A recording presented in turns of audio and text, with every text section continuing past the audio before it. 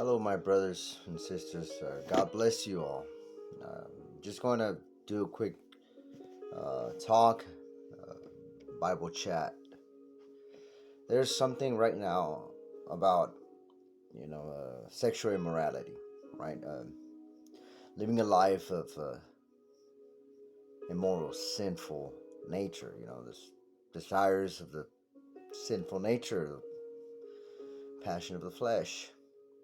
You know, but there's also I'm not going to go too much into detail about this, but later I will. There's something called spiritual immorality, spiritual adultery. But let's just focus on the flesh, right? Let's just focus on this right here the blood, the bone, and the flesh, okay? And in the book of John, chapter 4, uh, Jesus was in Samaria. He was with this woman, right? Jesus was there, and this Samaritan woman came to him. And, well, she didn't came to him, but come and think about it. You know,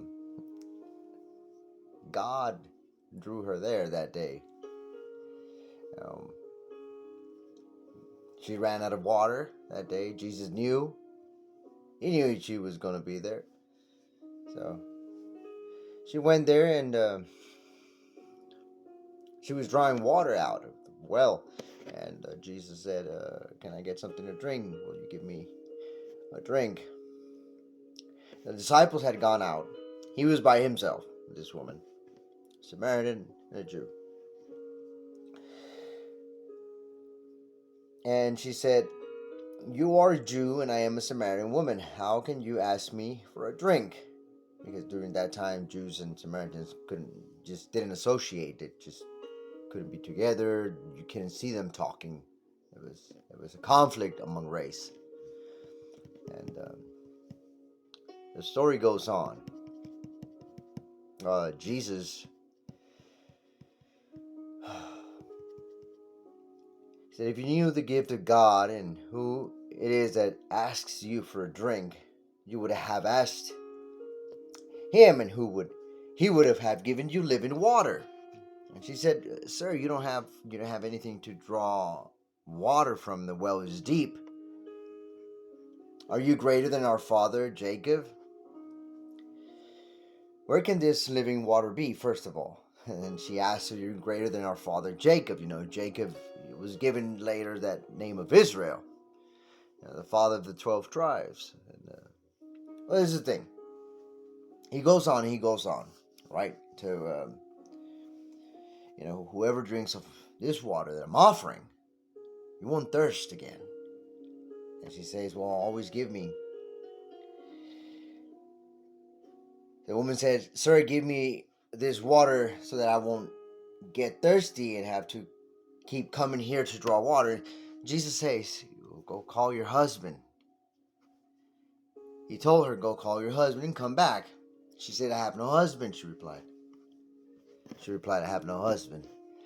And Jesus said, you are right when you say you have no husband. The fact is, you have had 5 husbands, and the men the men you're now with, the men that you're with right now, he's not your husband. So she has had 5 husbands. 5. And the person she was right now, it's the 6th person, right? And she wasn't married to this person. So she went through an a life of adultery. But nobody knows why or what she went through, or if the husbands, mistreated her, or she cheated, or she committed adultery. And she says, I can see that you're a prophet. And she started, our ancestors worshipped on this mountain, but you Jews claim that the place where we must worship is in Jerusalem. Woman, Jesus replied, believe me, a time is coming when you will worship the Father neither on this mountain nor in Jerusalem. Jesus is telling us that you can worship him anywhere, in spirit and in truth. You know,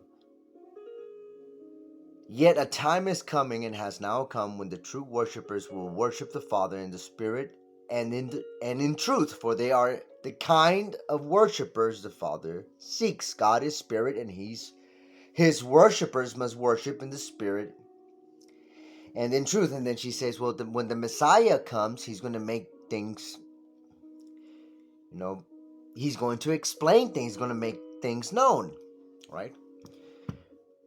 And he declares himself to her, being the Messiah, Jesus Christ. This is in the book of John, chapter 4, verses 1 through 26. I'm sorry, chapter 4 of John, verse 7 through 26. Now there's another one, and this one is a little more down to the edge, down to the point that just be careful. Jesus went to the Mount of Olives, and at dawn he appeared again in the temple courts where all the people gathered around him and sat down to teach them. The teachers of the law and the Pharisees brought in a woman caught in adultery. They made her stand before the group and said to Jesus, "Teacher, this woman was caught in the act of adultery. In the law of Moses commands us to stone such a woman, to stone them to death, to kill them with stones." Like, actually just throw them at her and kill her until she stops breathing, until she dies. Now, what do you say? They were using this question as a trap in order to have a basis of accusing him. But Jesus bent down and started to write on the ground with his finger. When they kept on questioning him, he straightened up and said to them, "Let any one of you who is without sin be the first to throw a stone to her." Again he stooped down and wrote on the ground. At this, those who heard began to go away one at a time, the oldest one first, until only Jesus was left with the woman still standing there. Jesus straightened up and asked her, "Woman,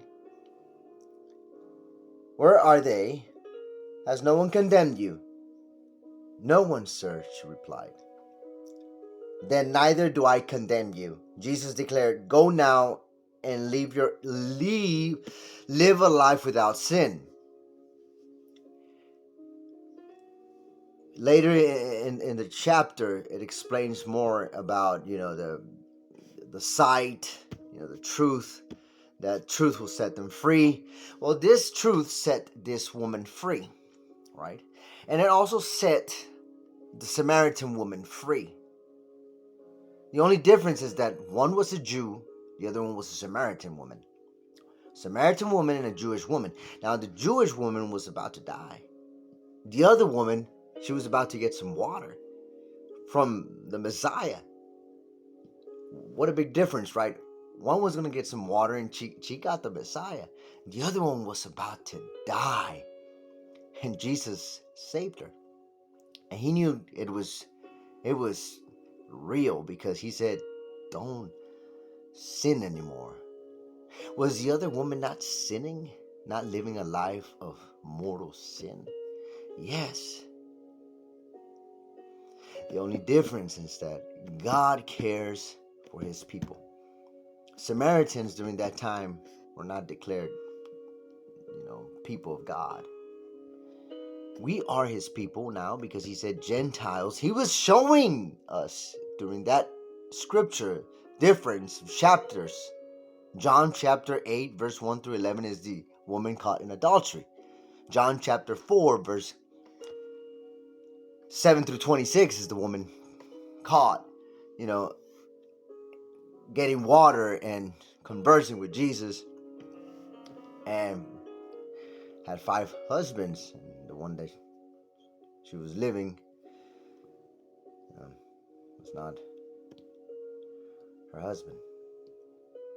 I encourage everyone, you're living a life, you're not married, or you're divorced, or you like to text and message other people, and yet you have a relationship. You have to be careful. You have to really be careful because God is not playing around, and so does the people who are going to condemn you. You know, you're going to go through so many people. You're going to go through so many people until you really get hurt. This doesn't mean you're going to have to go through that until you reach the Messiah. No. You need to stop living a life of sexual immorality. That's all. That's all I had to say and needed to say. God bless you all. Shalom.